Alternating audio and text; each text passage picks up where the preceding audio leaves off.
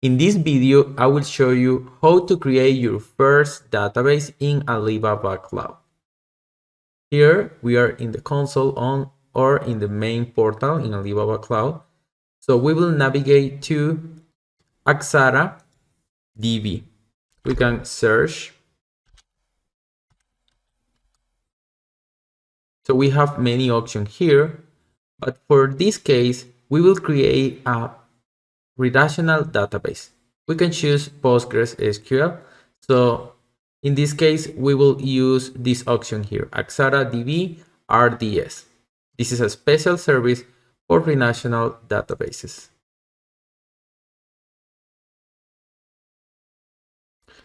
So here we will create a new instance.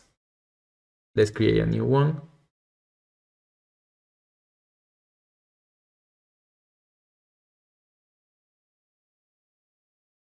And we have here two different options, subscription and pay as you go. With subscription, we have to pay a fee every month, and this is not going to change even if we are using a lot of resources or if we have a lot of users using this database. At the end, we will pay the same amount per month. With pay as you go, we will pay only for the resources that we use during the month. So in this case, we will use pay as you go. Now we can select the region. For example, in this case, I will select USA Virginia. Okay, and now we can select the database engine. So for this case, I will select PostgreSQL.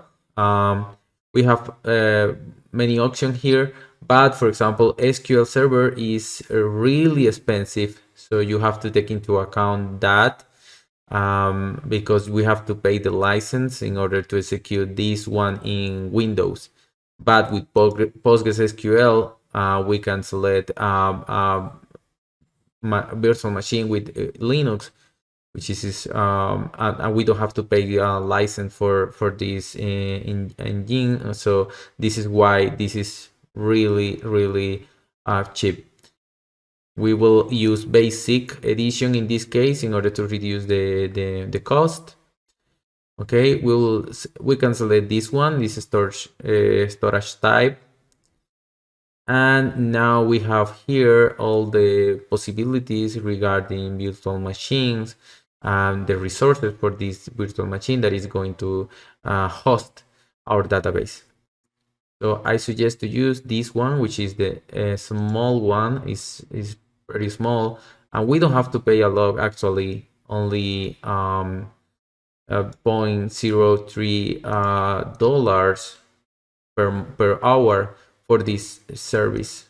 So I think this is a really good option just for demos or just to test how to create this database. And now we have to select the storage. Since this is a demo, we can just select the minimum one, which is 20 gigabytes. But as you can see, we have many options here, and depending on the storage that we want to use, you can see now the new amount here per hour is increasing. So let's select the basic, and now click on next to complete the configuration. So now for this case, we can see the VPC. We will keep this with the basic option here. Also, we can select our resource group. I will keep the default resource group here. And also, we can see a summary of all the options that we selected before. So if you are comfortable with this configuration, you can confirm now and complete the setup. Okay, in this case, I will use a coupon that I have, so I don't have to pay anything. We need to always accept the term of service, and now we can pay and create the instance. Okay, in this case, we can see that the order is complete, and now we can go or navigate to the console and see the new services. Normally it takes 1 minute or 5 minutes, between 1 minute to 5 minutes to complete. So let's see.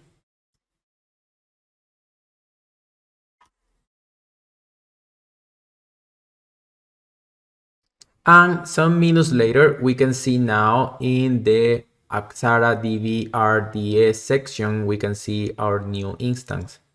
So we can see that here we are using a database in PostgreSQL. Now it's running, so we can complete the setup for that database. So let's go to instance.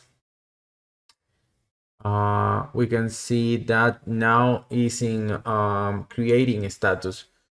So we need to wait a little in order to complete the setup for this database. So let's wait for the creation complete. And after waiting for a couple of minutes, we can see now our instance running. So let's go and navigate to this instance and see other options that we need to set up in order to use this database. So first, we need to create an account here that is going to perform the login on the database. So let's create a new account here. It's very important to take into account that we can use reserved names or keywords.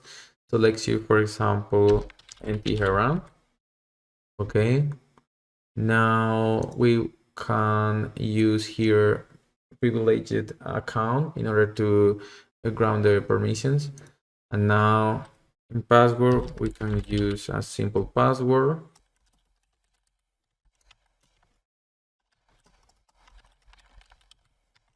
Very important to follow all the rules that we need here in this description. Okay, and now complete. So now we have our account here is working fine. So we can now go to databases. And now we can create a new database. In this case, I can use demo DB. Okay, you can set up this configuration, but the most important thing here is to use the authorization here. And now that we are using the user that we created before, we have an option in order to perform a login or to connect to this database. So let's create this database. And now our database is already created. So we can now connect to this database because the database is running and we have a user. But before connected to the database, we need to use to database connection, and we need here to set up how the external computer or clients are going to connect to this database. So here we can configure a while list here in data security. And now we can modify this one. And we can use, for example, if we need to use all the possible IP address, we can use this one here. So with this one, anyone can connect to this database. So let's use this one here. And that's it. With this, everyone can connect. Okay, this is just for demo purpose, but in production, you have to clarify which IP address can connect to this database. So let's go ahead and complete this configuration. And now our database is, this is a basic configuration, but it says that is everything running fine. So now we can connect to this database. So for this, we will use pgadmin.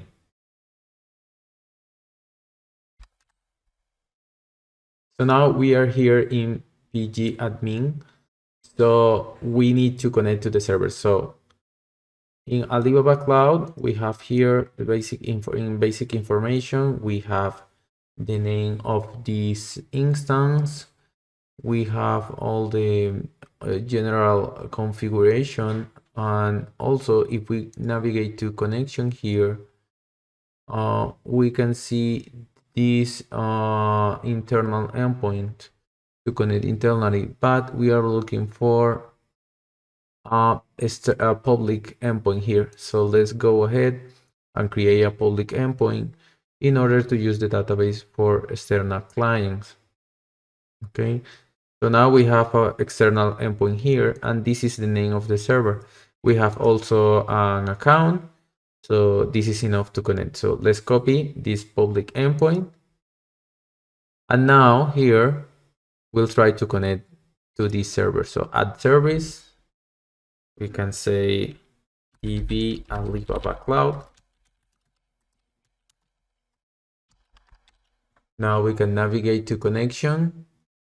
We can add the host here, use this port. Database is DemoDB, and the username is mteheran. Okay, and the password here. All the data that we created in the account, and also the name of the database and the name of the server here. So this should work. And now we are connected. So as you can see, we can see here the database, DemoDB. We have access to the database, but we don't have any catalog or table in the schema right now here. So you can start to create new tables here and all the configuration for the database. But this is the way that we can use in order to create a relational database in Alibaba Cloud.